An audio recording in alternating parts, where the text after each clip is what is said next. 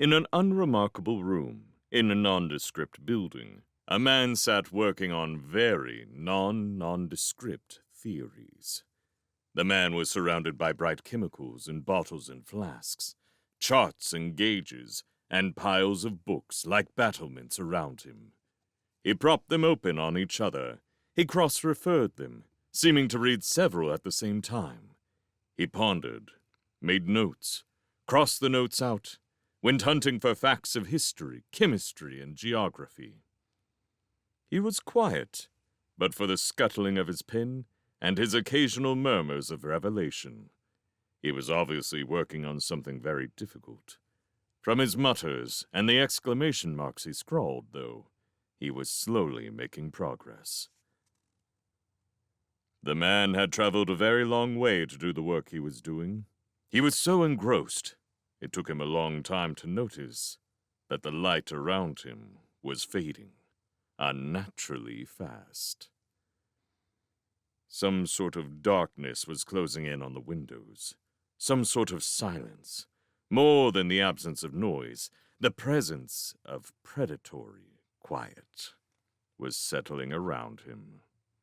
The man looked up at last. Slowly, he put down his pen and turned around in his chair.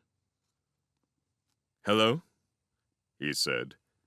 "Professor, is that you? Is the minister here?" There was no answer. The light from the corridor still faded. Through the smoked glass of the door, the man could see darkness taking shape. He stood slowly. He sniffed, and his eyes widened. Fingers of smoke were wafting under the door, entering the room.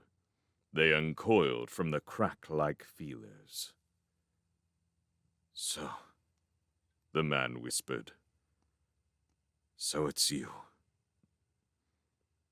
There was no answer, but beyond the door came a very faint rumble that might just have been laughter.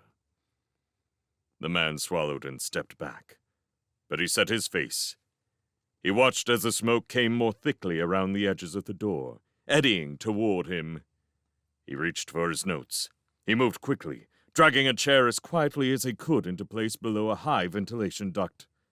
He looked afraid, but determined. Or determined, but afraid.